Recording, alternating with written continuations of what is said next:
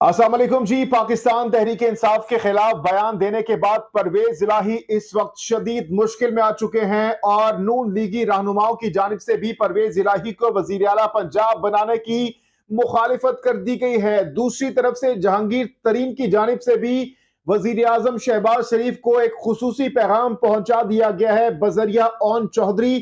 साथ ही साथ इमरान खान की जानिब से भी अपने पत्ते शो करवाना शुरू कर दिए गए हैं और इसके साथ साथ स्पीकर कौमी असम्बली की जानिब से इमरान खान की हैसियत खत्म कर दी गई है।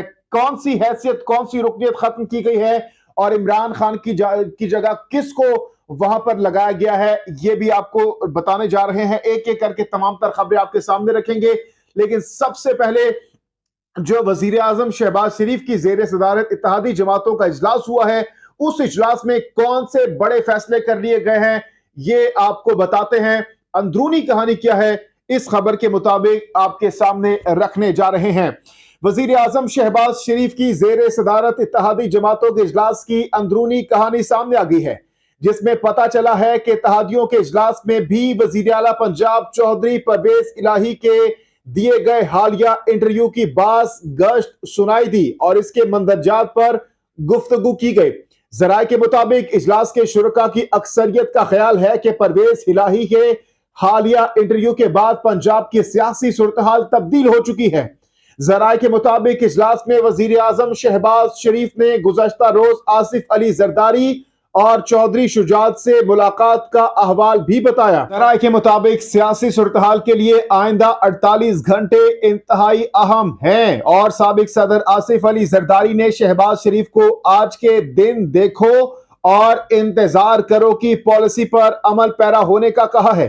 जराये के मुताबिक परवेज इलाही अपनी पोजीशन वाजे करेंगे तो इत्तेहादी जमातें इनसे बातचीत पर गौर कर सकती हैं, जबकि चौधरी शुजात हुसैन ने परवेज इलाही से बात करने का इंदिया दिया है।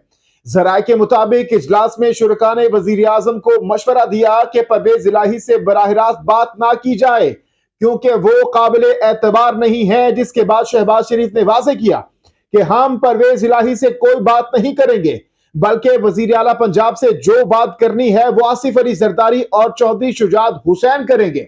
दूसरी जानिब मुस्लिम लीग नून परवेज इलाही को साथ मिलाने की कोशिश जारी रखे हुए है, ताहम इन कोशिशों के साथ वो जमानतें भी मांग रही है।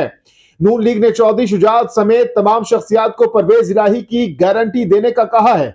जराये काफली का कहना है कि सालिक हुसैन और तारिक बशीर चीमा ने गारंटी के लिए वक्त मांगा है और कहा है कि परवेज इलाही की गारंटी तो दे सकते हैं, लेकिन मोनिस इलाही की गारंटी मुश्किल है। इस तमाम तर सूरत-हाल में पाकिस्तान तहरीक इंसाफ की जानिब से भी अपने पत्ते दिखाना शुरू कर दिए गए हैं।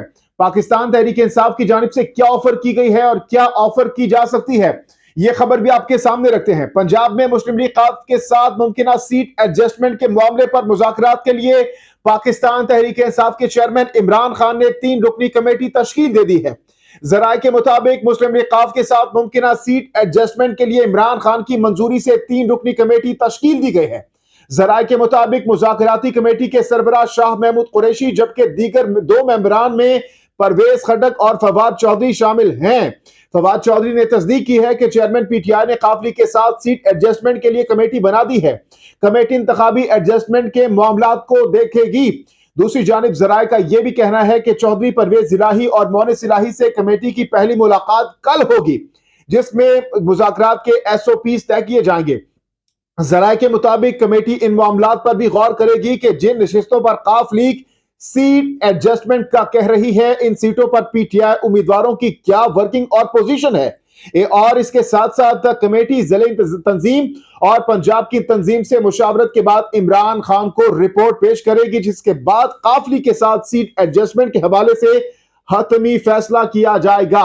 जबकि दूसरी जानिब आज ओन चौधरी के जरिए जहांगीर तरीन की जानिब से वजीर आजम शहबाज शरीफ को एक अहम तरीन पैगाम भी पहुंचा दिया गया है और जहांगीर तरीन भी इस वक्त काफी ज्यादा एक्टिव है पंजाब की सियासी सूरत-हाल को लेकर, और बताया यह जा रहा है कि वो भरपूर कोशिश कर रहे हैं। सोर्सेज बता रहे हैं कि पाकिस्तान तहरीक इंसाफ के जो MPs हैं वो भी पीटीआई को छोड़कर दूसरी तरफ आ सकते हैं। इस पर काफी हद तक काम हो चुका है और इस वक्त भी काम हो रहा है, और आसिफ अली जरदारी भी इस वक्त भरपूर इस मिशन पर काम कर रहे हैं।